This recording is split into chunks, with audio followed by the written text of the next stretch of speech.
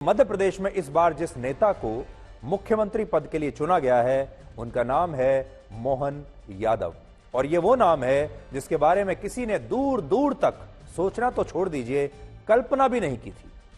BJP के नेता, बड़ी बड़ी विपक्षी पार्टियां, बड़े बड़े राजनीतिक विश्लेषक और यहां तक कि मीडिया भी यही मानकर चल रहा था कि बीजेपी की पहली पंक्ति में बैठे किसी नेता को मध्य प्रदेश का मुख्यमंत्री बनाया जाएगा। और इसके लिए लोग पारंपरिक परिभाषाओं के दायरे में रहकर सोच रहे थे।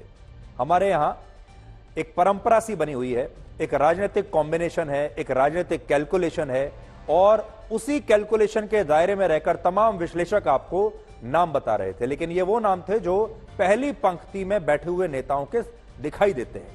लेकिन बीजेपी ने यह साबित कर दिया कि वो पहली पंक्ति में बैठे नेताओं पर नहीं, बल्कि आखिरी पंक्ति में बैठे नेताओं और उनके टैलेंट पर भी उतनी ही नजर रखती है और फिर वो पूरे देश को या किसी को भी हैरान कर सकती है।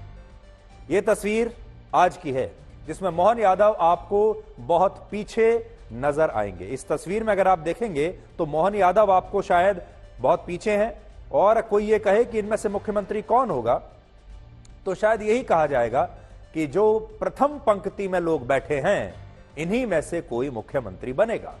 लेकिन देखिए मुख्यमंत्री कौन बना? मुख्यमंत्री बने मोहन यादव। और मोहन यादव कहां पर खड़े हुए हैं आप देख लीजिए। और यही बीजेपी की खूबी है जो बीजेपी को बाकी पार्टियों से अलग बनाती है। यानी सबसे पिछली पंक्ति में खड़े एक नेता को उन्होंने पहचाना और उस नेता को इतना बड़ा पद दे दिया, इतना बड़ा मौका दे दिया। छत्तीसगढ़ और मध्य प्रदेश में मुख्यमंत्री के चुनाव से आज आप यह भी समझ जाएंगे कि बीजेपी अपने गुजरात मॉडल को हर जगह फॉलो कर रही है। हर राज्य में गुजरात मॉडल फॉलो हो रहा है। आपको याद होगा पिछले साल जब गुजरात में विधानसभा के चुनाव हुए तब उससे पहले भूपेंद्र पटेल को मुख्यमंत्री बनाने पर भी लोग ऐसे ही हैरान हो गए थे। इनके नाम की भी किसी ने कल्पना तक नहीं की थी। इसी तरह बीजेपी ने उत्तराखंड में पुष्कर सिंह धामी को जब पहली बार मुख्यमंत्री बनाया तब वहां पर भी लोग हैरान हो गए थे। अगर और थोड़ा और पीछे जाएं तो वर्ष 2017 में उत्तर प्रदेश में योगी आदित्यनाथ को मुख्यमंत्री बनाकर भी बीजेपी ने पूरे देश को चौंका दिया था। आज योगी आदित्यनाथ ने अपना एक मॉडल जरूर बना लिया है। आज वो बेहद सफल मुख्यमंत्री हैं, बीजेपी के सर्वश्रेष्ठ मुख्यमंत्री माने जाते हैं। लेकिन जब उन्हें बनाया गया था तब बहुत सारे लोग चौंक गए थे, हैरान हो गए थे और यह सोच रहे थे कि बीजेपी का यह कदम ठीक नहीं होगा। इसी तरह याद कर लीजिए हरियाणा में मनोहर लाल खट्टर को मुख्यमंत्री बनाकर बीजेपी ने उस समय सारी भविष्यवाणियों को फेल कर दिया था। और आपको याद होगा पिछले हफ्ते शुक्रवार को इसी शो में मैंने तब भी आपसे कहा था कि इन राज्यों में बीजेपी किसी नए नेता को मुख्यमंत्री बनाएगी और इन राज्यों में भी गुजरात मॉडल पर ही नए मुख्यमंत्रियों का चुनाव होगा।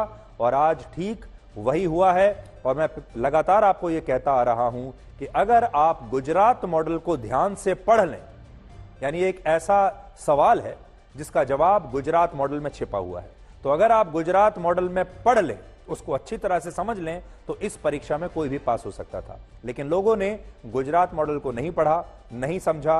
अब देखिए वही हो रहा है जो गुजरात में हुआ था। और यह बात मैंने आपको पिछले शुक्रवार को बताई थी। क्या कहा था आप खुद सुनिए। अगर आप गुजरात मॉडल को उठाकर स्टडी करेंगे तो उसमें आपको मध्य प्रदेश का जवाब भी मिल जाएगा, राजस्थान का भी और छत्तीसगढ़ का जवाब भी आपको उसी में छिपा हुआ है।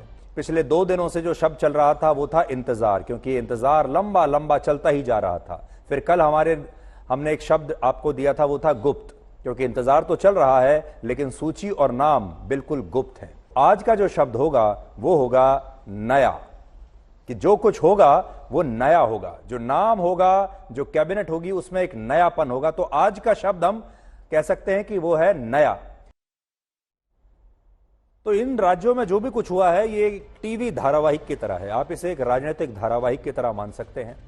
पहले 2-3 दिन जो फ्लेवर था वो था इंतजार। इंतजार की घड़ी लंबी होती जा रही है, लोग इंतजार कर रहे हैं। उसके बाद दौर आया गुप्त का, यानी जो कुछ हो रहा है बिल्कुल गुप्त, किसी को कानो कान खबर नहीं है। उसके बाद दौर आया जिसमें मैंने आपको शब्द दिया था, वो था नया, यानी जो कुछ होगा नया ही होगा, पहले जैसा कुछ नहीं होगा। और वही हुआ। और आज अगर आप मुझसे पूछें तो आज जिन लोगों को बड़ी बड़ी उम्मीदें थी या जो लोग गलत साबित हुए हैं, वो यही कहेंगे कि कल क्या हो किसने जाना। बीजेपी में कोई भी नेता अपने स्थायित्व को लेकर दावे से यह नहीं कह सकता कि आज वो जहां है कल भी वहीं रहेगा। केंद्रीय मंत्री आज आप हैं, हो सकता है कल आप विधायक बन जाएं, हो सकता है अगले दिन आप विधानसभा के स्पीकर बन जाएं। इसलिए कल क्या हो किसने जाना, ये आज का फ्लेवर है। उत्तर प्रदेश और छत्तीसगढ़ के बाद मध्य प्रदेश दूसरा ऐसा राज्य है जहां बीजेपी ने पूर्ण बहुमत होते हुए 2 उप मुख्यमंत्री बनाने का फैसला किया और यह जिम्मेदारी जगदीश देवड़ा और राजेंद्र शुक्ला को सौंपी गई है। यानी मोहन यादव बने तो हैं, लेकिन उनके साथ 2 उप मुख्यमंत्री भी होंगे। जगदीश देवड़ा मध्य प्रदेश में बीजेपी के सबसे वरिष्ठ विधायक हैं, जो लगातार 6 बार विधानसभा का चुनाव जीत चुके हैं, और राजेंद्र शुक्ला को मध्य प्रदेश में बीजेपी का सबसे अनुभवी मंत्री कहा जाता है, क्योंकि वो 5 बार कैबिनेट मिनिस्टर रह चुके हैं और इस बार वो नई सरकार में उप मुख्यमंत्री होंगे। यानी ये जो 2 कद्दावर नेता हैं, जो बहुत ही अनुभवी नेता हैं, ये अपने से जूनियर नेता के अंडर काम करेंगे। इनका जो जूनियर नेता है वो मुख्यमंत्री है और ये दोनों अपने जूनियर जो बहुत अनुभव में उनसे बहुत कम है, उसके नीचे ये 2 उप मुख्यमंत्री काम करेंगे। यही बीजेपी का मॉडल है और यही गुजरात मॉडल है। यहां बड़ी बात यह है कि मध्य प्रदेश के दोनों उप मुख्यमंत्री उम्र में मुख्यमंत्री मोहन यादव से काफी बड़े हैं और अनुभवी भी हैं, जैसा मैंने आपको कहा। देखिए, जगदीश देवड़ा 66 वर्ष के हैं और राजेंद्र शुक्ला 59 वर्ष के हैं, जबकि मुख्यमंत्री मोहन यादव 58 वर्ष के हैं। इससे भी बड़ी बात यह है कि राजनीति में शिवराज सिंह चौहान मोहन यादव से 23 साल सीनियर है। शिवराज सिंह चौहान वर्ष 1990 में पहली बार विधायक बने थे और मोहन यादव वर्ष 2013 में, यानी आज से सिर्फ 10 साल पहले पहली बार विधायक बने थे और अभी वो उज्जैन दक्षिण सीट से बीजेपी के विधायक हैं। और इसीलिए अभी बहुत सारे लोगों को यह बात समझ में नहीं आ रही कि बीजेपी ने मोहन यादव को मुख्यमंत्री पद के लिए क्यों चुना। हालांकि इसका एक ही उनका परिवार तो यह कहता है कि यह सिर्फ महाकाल का आशीर्वाद है और यह आशीर्वाद मोहन यादव को प्राप्त हो गया। अब आपको लेकर चलते हैं जयपुर। इसलिए जयपुर लेकर चल रहे हैं क्योंकि छत्तीसगढ़ की तस्वीर साफ हो गई, भोपाल की तस्वीर भी साफ हो गई। अब एक राज्य बचा है, वो है जयपुर। इसलिए शरद कुमार आज हमारे साथ हैं। शरद, अभी तक हमने 2 राज्यों में जो कुछ देखा उससे ऐसा लगता है कि वसुंधरा राजे का तो कोई चांस नहीं है। क्या आपको ऐसा लगता है कि जो हमने अभी अभी आज भोपाल में देखा, आज वैसा ही कुछ हम जयपुर में भी देखने वाले हैं और कुछ ऐसा होने वाला है जहां तक हमारी कल्पना भी जा नहीं सकती? जहां हमारी कल्पना खत्म हो जाती है वहां मोदी जी के सोचने की शुरुआत होती है। सुधीर जी, वही मैं सोच रहा था, आप जब कह रहे थे कि कैसे विष्णुदेव साय को का नाम रमन सिंह ने पुकारा और मोहन यादव के सिर पर हाथ रखकर शिवराज सिंह ने आशीर्वाद दिया। वसुंधरा राजे क्या करेंगी अगर उनका नाम नहीं आता है? तो बंगले पर थोड़ा सन्नाटा तो छा गया है, रौनक सारी आ गई है बीजेपी दफ्तर में, दिवाली की तरह बीजेपी दफ्तर सज गया है, गुब्बारे लगाए जा रहे हैं। मगर देखिए, मैं हाथ के हाथ ये 115 लोगों की सूची लेके आया हूं और मैं सबका बायोडाटा पढ़ रहा हूं, क्योंकि बड़े तफसील से आप मोहन यादव का बायोडाटा पढ़ रहे थे। मैं सोच रहा हूं कि किसी का नाम आ सकता है, पहले ही याद कर लूं। प्रधानमंत्री नरेंद्र मोदी जिस तरह से फैसले कर रहे हैं, सेट फार्मूले के तहत हम आकलन कर रहे हैं, लेकिन वो सेट फार्मूले को तोड़ते जाते हैं। अब सेट फार्मूले में लोग कहा जाए छत्तीसगढ़ में आदिवासी हो गए और मध्य प्रदेश में ओबीसी, तो यहां कोई दलित या अगड़ी जाति की महिला आ सकती है। अब महिला 4 हैं अगड़ी जाति के, चारों राजघराने के, वसुंधरा राजे धौलपुर राजघराना, कोटा की कल्पना देवी राजघराने की महारानी, सिद्धि कुमारी बीकानेर की पूर्व राजकुमारी, दिया कुमारी जयपुर की पूर्व राजकुमारी, ये चारों राजघराने के हो गए।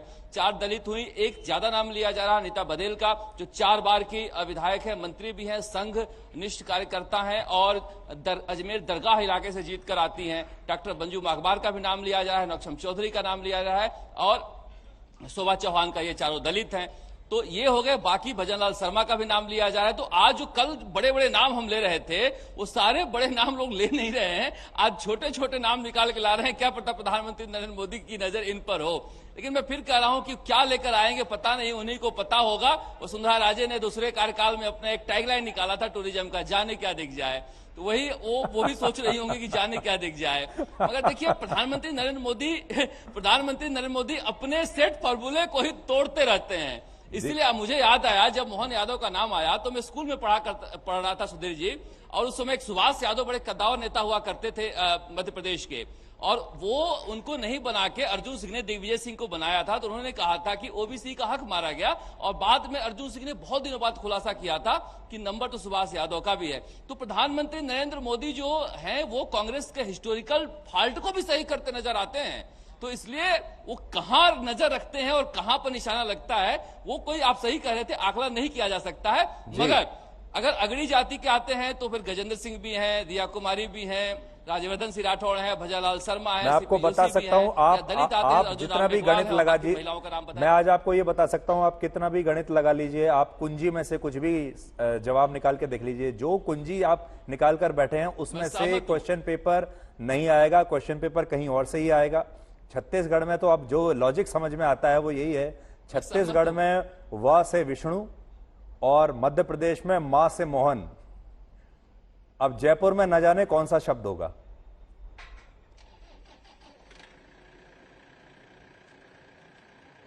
अब तो पता नहीं प्रधानमंत्री नरेंद्र मोदी जिस तरह से एक नई पीढ़ी को तैयार कर रहे हैं, मुझे आपने सही कहा वसुंधरा राजे का बहुत ज्यादा लगता नहीं है, मगर जिस तरह से सुबह से वो कैंपेन कर रही है पिछले 3-4 दिनों से, क्या इतनी आसानी से वो हथियार डाल देंगी, या फिर अंदर भी विधायक दल की बैठक में कुछ हो सकता है? लोगों के मन में एक भ्रम है, लेकिन ये जीत प्रधानमंत्री नरेंद्र मोदी की है। और जब से मोहन यादव का नाम आया, मैं इसी बीजेपी दफ्तर में हूं सुधीर जी, हर कार्यकर्ता खुश है। मुझे लगा कि प्रधानमंत्री नरेंद्र मोदी देश की जनता और बीजेपी कार्यकर्ताओं को नब्ज को पहचानते हैं। वो कहते हैं कि तो देखो हमारे एक आम कार्यकर्ता को मुख्यमंत्री बना दिया। तो वो उस चीज को समझिए कि किस तरह से एक कॉमन मैन को और कॉमन बीजेपी कार्यकर्ताओं को साई को समझ रहे हैं। इसीलिए आप बिल्कुल सही कर रहे हैं कि किसी का भी नाम आ सकता है, जो हम ये लेकर बैठे हो सकता है जी, नाम उससे अलग भी नाम आ सकता है जी।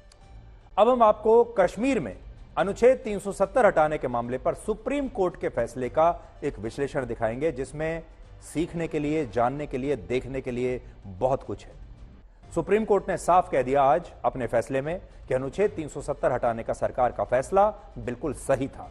लेकिन आज बड़ा मुद्दा यह है कि हमारे देश में कुछ विपक्षी नेताओं ने बात बात पर सुप्रीम कोर्ट जाने का एक राजनीतिक बिजनेस मॉडल बना लिया है, और अब हमारे देश में राम से लेकर रफाल तक, ट्रिपल तलाक से लेकर आतंकवादियों की फांसी तक, हर मामले को सुप्रीम कोर्ट तक घसीटा जाता है, और कोशिश की जाती है विपक्षी पार्टियों द्वारा कि सुप्रीम कोर्ट का इस्तेमाल करके सरकार के बड़े फैसलों को ब्लॉक किया जाए।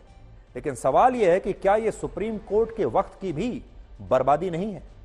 आज अनुच्छेद 370 के मुद्दे पर सुप्रीम कोर्ट ने जो ऐतिहासिक फैसला सुनाया है, उस फैसले में 8 बड़ी बातों का जिक्र है, जो मैं जल्दी जल्दी आपको बता देता हूं। पहली बात, अनुच्छेद 370 कभी भी भारतीय संविधान का स्थायी प्रावधान नहीं था, और अनुच्छेद 370 खुद कहता है कि इसे समाप्त किया जा सकता है। इसलिए सरकार ने इसे समाप्त करके कुछ भी गलत नहीं किया। दूसरा, अनुच्छेद 370 को समाप्त करने के लिए भारत के राष्ट्रपति द्वारा जारी किया गया आदेश पूरी तरह से वैध था, कानूनी था। तीसरा, सुप्रीम कोर्ट ने इस दलील को भी खारिज किया कि अनुच्छेद 370 को समाप्त करने के लिए जम्मू कश्मीर के विधानमंडल की सहमति अनिवार्य थी। सुप्रीम कोर्ट का कहना है कि वर्ष 1956 में जब जम्मू कश्मीर का अपना संविधान लागू हुआ और वहां की संविधान सभा को भंग किया गया, उसी दिन अनुच्छेद 370 का अस्तित्व समाप्त हो गया था। चौथा, संविधान का अनुच्छेद 1 इस बात को स्पष्ट करता है कि जम्मू कश्मीर भारत का अभिन्न अंग है। देखिए कितनी बड़ी बात है, जम्मू कश्मीर भारत का अभिन्न अंग है, और यह सुनकर किसी भी भारतीय को गर्व होगा। लेकिन सोचिए, कुछ लोग हमारे देश में ऐसे भी हैं जो कहते हैं कि अभिन्न अंग नहीं है। पांचवां पॉइंट, जम्मू कश्मीर के पास देश के अन्य राज्यों से अलग कोई संप्रभुता नहीं है, और यह भी देश के अन्य राज्यों के जैसा ही है। तो देखिए सुप्रीम कोर्ट क्या कह रहा है कि आज जम्मू कश्मीर भी उत्तर प्रदेश जैसा ही है, पंजाब जैसा ही है, छत्तीसगढ़ या मध्य प्रदेश जैसा ही है, इसमें कुछ अलग खास नहीं है। छठा, लद्दाख को अलग केंद्र शासित प्रदेश बनाने का फैसला भी संविधान की प्रक्रिया के अनुकूल था, यह भी सुप्रीम कोर्ट ने कह दिया। सातवां, सुप्रीम कोर्ट ने यह भी कहा कि संविधान के जिस अनुच्छेद 35A ने जम्मू कश्मीर के लोगों को विशेष अधिकार दिए, उसी ने देश के बाकी राज्यों के लोगों से कहीं भी बसने, नौकरी करने और जमीन खरीदने के 3 मूल अधिकार छीन भी लिए। और आखिरी बात यह कही कि जम्मू कश्मीर को पूर्ण राज्य का दर्जा जल्द से जल्द बहाल किया जाए और इसी फैसले में अदालत ने चुनाव आयोग को 30 सितंबर 2024 तक जम्मू कश्मीर में विधानसभा के चुनाव कराने के लिए भी कहा है।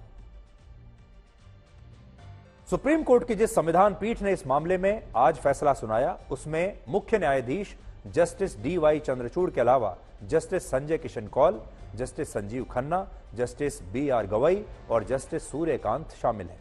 और यहां एक बड़ी बात यह है कि 5 जजों की इस बेंच में इस विषय को लेकर 3 अलग अलग जजमेंट थे, लेकिन इन तीनों जजमेंट्स का निष्कर्ष एक ही था कि जम्मू कश्मीर से अनुच्छेद 370 को समाप्त करना सही था।